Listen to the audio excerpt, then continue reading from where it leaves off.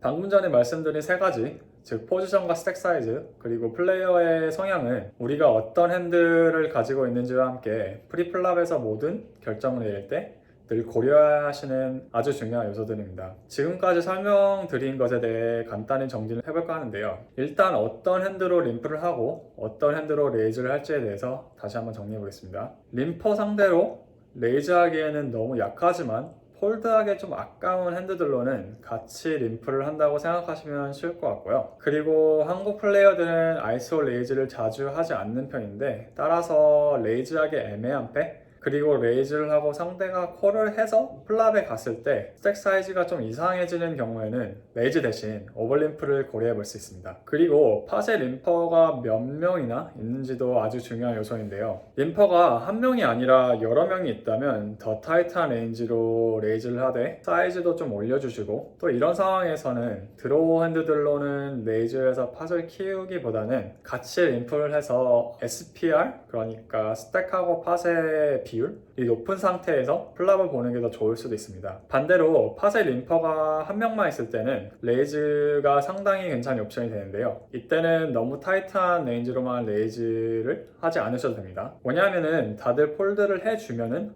팟을 바로 스틸해올 수 있고, 또 상대가 콜을 해서 플랍을 간다고 해도 우리는 상대의 약한 레인지를 상대로 포지션의 이점을 가진 상황에서 플레이를 할 수 있기 때문이죠. 하이카드 핸드들로는 대부분 레이즈를 하는 것이 낫고, 가급적 적은 사람이 플랍을 보도록 해야 합니다. 킹잭 오프셋 같은 핸드는 괜찮은 탑페어를 맞출 수 있는 핸드라서 헤즈업 상황에서는 좋은 핸드라고 할 수 있지만, 사람들이 많은 멀티웨이 팟에서 이런 핸드의 밸류는 많이 떨어지게 되는데, 그래서 이런 핸드로는 좀 적극적으로 아이소를 해주셔서 플랍에서 헤즈업 상황을 자주 만드는 것이 중요하고, 또 그렇게 해야 포스트 플랍에서도 팟을 자주 이길 수 있게 됩니다. 헤즈업 상황에서 킹잭 정도로 탑 페어를 맞춘다면 상대가 림프콜을 한 약한 레인지 상대로는 많이 앞서 있을 가능성이 높아서 상당히 많은 밸류를 얻을 수 있게 됩니다. 그럼 이번에는 앞에서 말씀드린 세 가지 요소를 모두 고려해서 결정을 내리는 예를 하나 들어보겠습니다. 하이잭에서 림프를 하고 우리가 컷오프에서 7포켓을 들고 있는 상황인데, 일단 뒤에 있는 플레이어들이 숏스탁이거나 공격적인 편이고 우리가 아이솔레이션 레이즈를 했을 때 올인도 자주 날아올 수 있는 상황이라면 이 핸드는 림프를 하는 것이 낫습니다. 여기에서는 우리의 포지션은 그럭저럭 괜찮은 상황이지만 스택 사이즈와 플레이어들의 성향이 좀 중요한 변수라고 할 수 있는데요. 이 상황에서 7포켓은 원래는 레이즈를 하기에 충분히 괜찮은 핸드입니다. 하지만 뒤에 너무 공격적이거나 숏스택인 플레이어들이 많다면은 3벳이 자주 나올 수 있고, 7포켓으로는 3벳이나 올린을 콜하기가 약간 어려운데, 그래서 폴드를 많이 해야 될 텐데요.